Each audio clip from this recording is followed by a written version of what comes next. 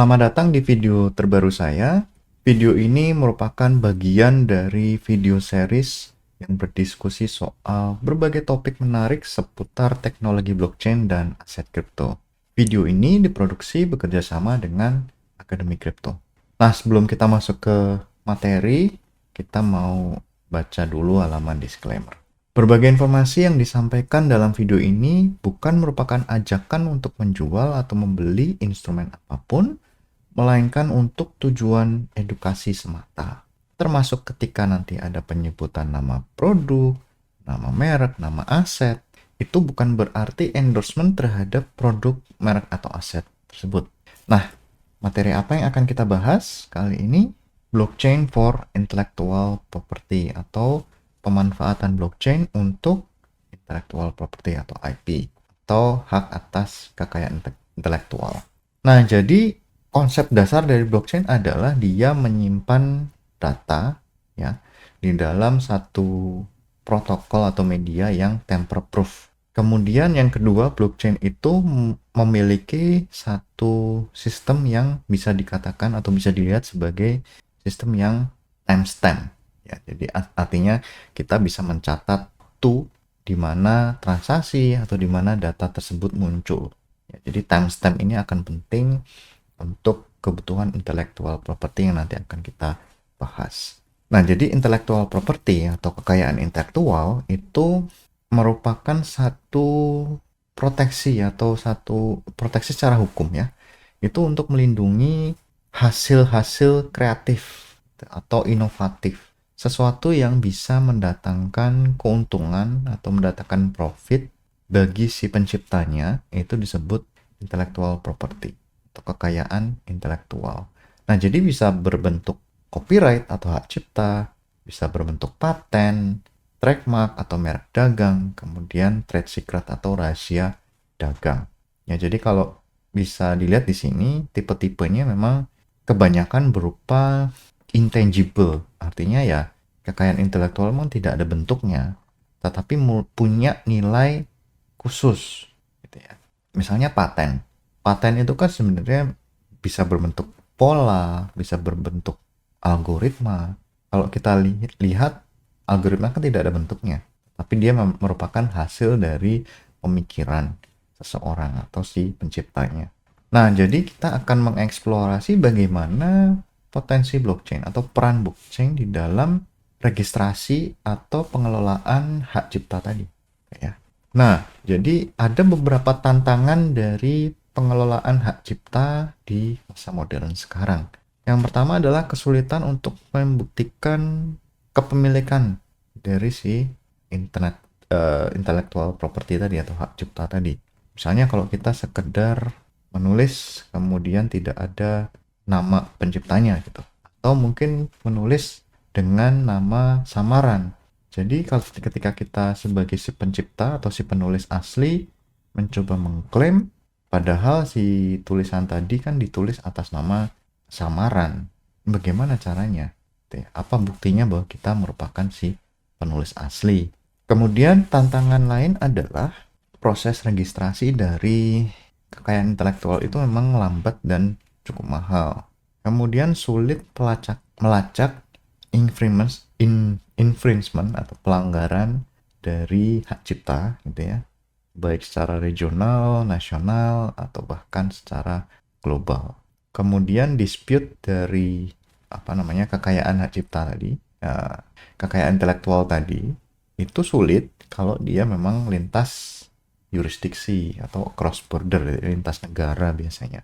Kemudian kalau kita merupakan penulis kecil atau kreator kecil atau penemu yang tidak punya banyak modal, itu pengurusan intellectual property memang tidak mudah karena butuh biaya atau butuh akses kepada pakar hukum atau legal help. Nah, kemudian kita mau melihat bagaimana peran blockchain untuk pengelolaan intellectual property.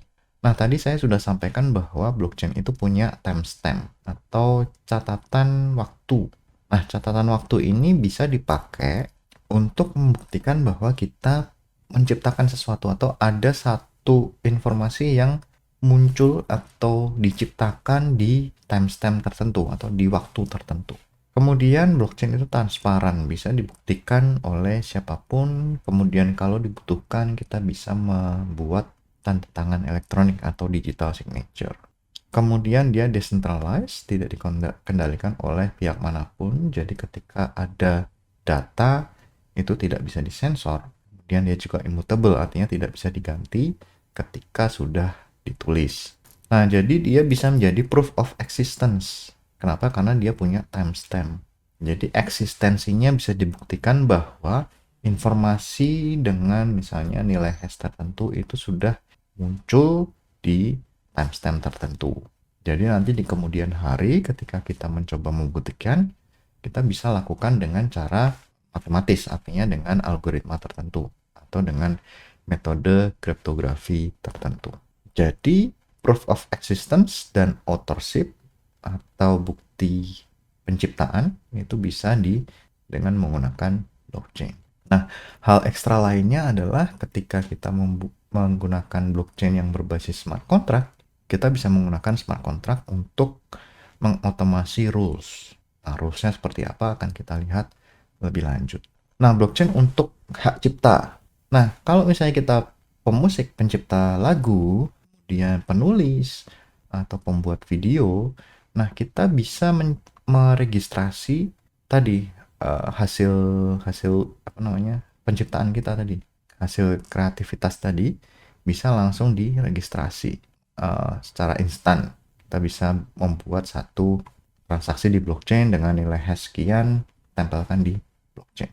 Nah, dengan itu kita bisa membuktikan authorship dan existence gitu ya, dengan menggunakan timestamp atau date dan waktu, catatan waktu. Kemudian ada peluang untuk sharing dan melisensi konten. Jadi kalau misalnya musik gitu ya, pencipta lagu, kemudian ada yang mau menggunakan lagu gitu, nah itu bisa dengan menggunakan blockchain. Sharing license-nya seperti apa. Kemudian melacak penggunaan si copyright tadi, hak cipta tadi, dengan menggunakan digital fingerprints. Mungkin bisa, tapi memang agak sulit dilakukan. Jadi memang ditulis di sini tapi cukup kompleks untuk pengimplementasiannya. Nah, tapi contoh untuk registrasi hak cipta tadi, misalnya lagu, itu diupload hash-nya saja. Jadi lagunya tidak perlu diupload, hash-nya saja diupload ke blockchain. Bagaimana dengan paten? Bisa sih sebenarnya, cuman masih ada beberapa potensi yang masalah. Nah, pertama file invention itu bisa disimpan gitu ya dengan menggunakan misalnya nilai hash tadi. Tetapi filenya sendiri jangan dipublikasikan gitu ya. Atau mungkin dipublikasikan bisa ya, atau disimpan. Kemudian model smart contract-nya itu dipakai untuk mendistribusikan misalnya lisensi, kemudian juga royalti. Misalnya pembayaran royalti menggunakan smart contract. Itu bisa. Kemudian kalau mau audit trailing bisa menggunakan blockchain. Trademark gimana? Misalnya kita membuat nama brand tertentu, logo, slogan, gitu. Sama seperti yang tadi copyright. Kemudian kita bisa menggunakan AI atau sistem serupa untuk mendeteksi kesamaan dari nama-nama dari mirip orang lain gitu ya. Kalau misalnya ada yang sama, kita bisa menuntut. Kemudian kita bisa mendaftarkan di jurisdiksi yang berbeda. Kemudian mengurangi pemalsuan atau duplikat dari filing tertentu. Filing nama misalnya. Kalau nilai hash-nya berbeda, berarti namanya berbeda. Kalau nilai hash-nya sama kan ada kemungkinan sama. Atau mungkin sama ya. Bisa dipastikan sama. Nah, contohnya ini logonya bisa disimpan atau di lock secara global, secara on-chain. Kemudian trade secret. Sebenarnya mirip, dia di-encrypt datanya, karena trade secret yang rahasia dagang itu harus disimpan dengan baik. Kemudian yang disimpan di blockchain adalah misalnya nilai hash dari data atau akses lognya. Kemudian bisa menggunakan blockchain untuk mendefinisikan siapa yang bisa mengakses data tersebut. Kemudian bisa melacak viewernya siapa saja, yang mengakses siapa saja. Kemudian dipakai untuk apa saja. Kalau mau ada dispute bisa di-reveal data apa saja. Kemudian tokenisasi dari IP aset atau aset yang punya bukti atau punya nilai kekayaan intelektual. Jadi IP hak cipta itu bisa dikonversi ke dalam digital token. Kemudian token itu bisa diperdagangkan, bisa dilisensikan, atau dijual. Bisa fractional ownership dari aset, misalnya lagu. Ya, kita bisa membeli kepemilikan atas sebagian dari lagu tersebut. Bisa meningkatkan likuiditas dan akses ke funding. Jadi kalau misalnya ada orang yang mau membangun satu penemuan tertentu, tetapi dia tidak punya dana. Caranya dia menjual si intellectual property, hak atas intellectual property, misalnya income masa depan itu akan dibagi sekian banding sekian untuk para investor misalnya. Bisa memberikan akses ke funding seperti misalnya crowdfunding gitu ya. Nah, smart contract perannya apa di intellectual property? Ya tadi bisa mengotomasi license agreement. Jadi kalau misalnya ada yang mau membeli lisensi, itu bisa langsung melalui smart contract, tidak perlu menggunakan manusia, langsung ke smart contractnya. Kemudian bisa payment, bisa otomasi payment. Misalnya ketika lisensi atas lagu tertentu dinyanyikan sekian kali oleh penyanyi tertentu ya. Misalnya sudah memenuhi syarat, langsung pembayaran dilakukan. Kemudian bisa membatasi usage atau penggunaan. Misalnya ada satu gambar dilisensikan hanya bisa ditampilkan sekian kali atau hanya boleh ditampilkan di wilayah tertentu. Kemudian mengurangi kebutuhan intermediary. Biasanya broker-broker itu untuk yang IP itu bisa dikurangi dengan menggunakan smart contract untuk mengotomasi beberapa proses yang ada. Kemudian perlindungan hak cipta untuk lintas border atau lintas negara. Karena blockchain itu kan bisa diakses secara global ya. Kemudian yang sekarang terjadi adalah setiap negara punya register sendiri untuk intellectual property. Jadi kalau misalnya ada beberapa yurisdiksi yang mau menyatukan registrasi intellectual property ini, bisa menggunakan blockchain untuk mengurangi double claim atau filing yang palsu. Misalnya ada satu logo tertentu sudah diregistrasi di satu negara tapi negara lain diregistrasi atas nama orang lain. Itu kan jadi masalah. Kemudian mendukung fair dan open innovation. Jadi yang model sekarang itu kan ketika kita meregistrasi hak cipta di Indonesia misalnya, itu bukan berarti hak cipta kita berlaku di negara lain. Kita harus manual satu persatu melakukan registrasi. Jadi kalau misalnya registrasi bisa dilakukan secara global satu kali untuk misalnya beberapa negara, kan jadi lebih efisien. Contohnya ada beberapa produk yang berbasis blockchain, ada Ascribe. Kalau misalnya ini untuk karya seni, jadi ada timestamp. Kemudian Kodak One untuk image atau gambar atau foto, royalty juga bisa. WIPO Blockchain White Paper, kemudian IBM dan APW.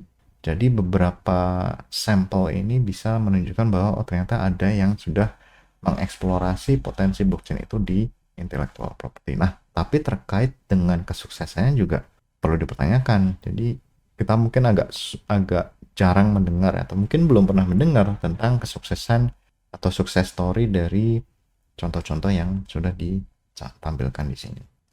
Nah, tantangan dan batasan dari blockchain untuk IP, pertama, apakah dia diakui secara legal di negara tertentu atau semua negara?